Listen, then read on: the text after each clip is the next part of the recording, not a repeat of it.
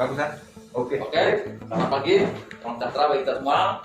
Hari ini kita di Rumah Sakit Dr. Malik mencoba melakukan salah satu pemeriksaan lab sederhana di ilmu kedokteran forensik yang selalu kita menemukan kasusnya. Dalam hal ini adalah kasus drowning. Oke. Nah, jadi sebelum kita melakukan pemeriksaan diatom yang akan kita lakukan besok, maka hari ini kita mempersiapkan bahan karena nanti akan kita diamkan selama 24 jam. Nah, pemeriksaan diatom ini bisa dari getah paru, bisa juga dari paru-parunya itu sendiri, tapi bisa juga dari air. Nah, air ini biasanya kita pakaikan kalau umpamanya ada kasus jenazah yang ditemukan di persawahan gitu ya, di persawahan yang punya air.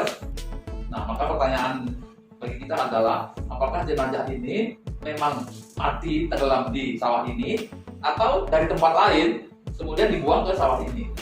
Maka hal yang kita perlu kerjakan adalah memeriksa diatom air ini yang kita ambil dari persawahan itu, ya kira seperti itu.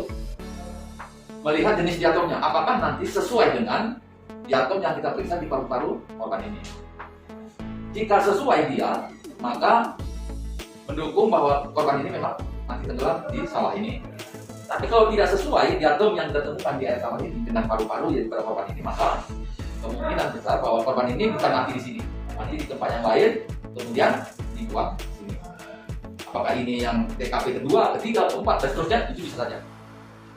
Nah, jadi hari ini kita mencoba mendemonstrasikan pemeriksaan diatom yang dari air sawah tadi. Nah, jadi kita akan mengambil air ini dan kita, kalau tadi kita mau ukur, boleh saja kita ukur. Ukurannya kan? Satu ukurannya kita dulu. Nah, 25 cc. Oke, kita ambil nanti 25 cc air ini, kemudian kita campur dengan asam sulfat pekat. Sebetulnya kalau jaringan itu dengan ukuran yang sama, dengan harapan sebetulnya bagaimana supaya jaringan tenggelam. Tapi karena ini air, ya, air tidak ada lagi jaringan yang perlu dihancurkan, maka cukup setengahnya pun sudah cukup. Karena yang mau dihancurkan itu sebetulnya adalah dasar-dasar teknik yang ada di sana selain diatom. Supaya nanti kita lihat nanti ada sesuatu di sana itu pasti diatom. Nah, kira-kira begitu ya, teorinya. Nah, oke, sekarang kita mengambil air ini, takar dia ke sini, ambil, takar. Air sawah. 20 kita masukkan ke sini. Nah, kemudian kita campur asam sulfat pekat. Ini ada yang hati-hati ya. Nah, mestinya pakai corong karena ini asam sulfat pekat. Nah, pekat ini berbahaya bagi kulit.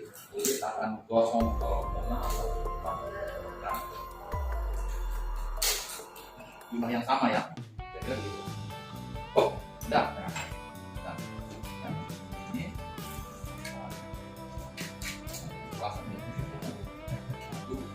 Katanya asli.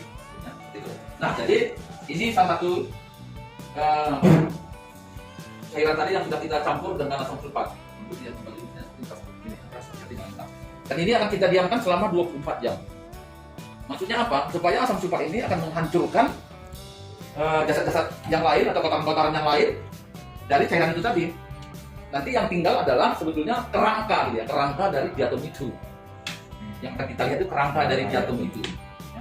Oke, coba satu lagi. Ini dari yang lain. Nah, cuma yang paling penting adalah bagaimana nanti teknik pengambilannya. Karena kalau tidak tepat, kita tidak akan ditemukan. Oh.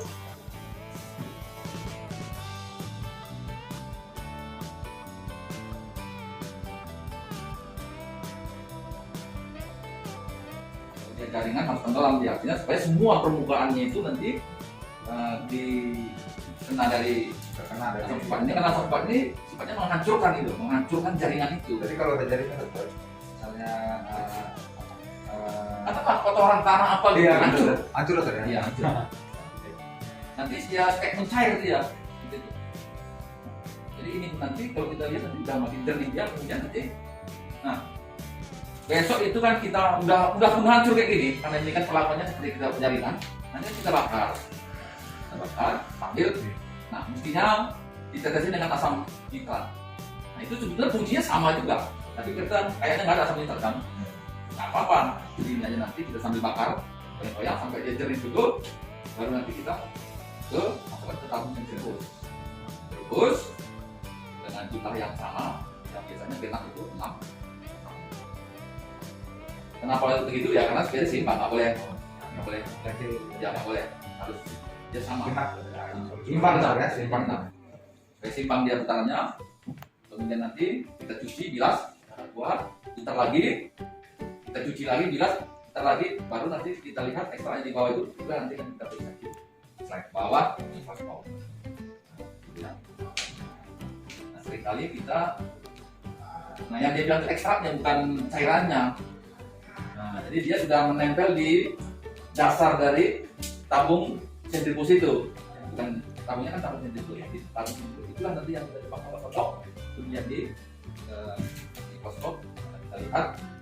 Mudah-mudahan nanti menggambarkan dari warna, karena warna inilah yang dikeluarkan oleh diatom itu sebetulnya. Warna hijau ini adalah diatom yang memberi warna hijau benang. Intinya begitu. Oke, ada lagi kita pertanyaan. Jadi ini kita jamkan sampai 24 jam di jam yang sama nanti besok kita lakukan. Baik dokter.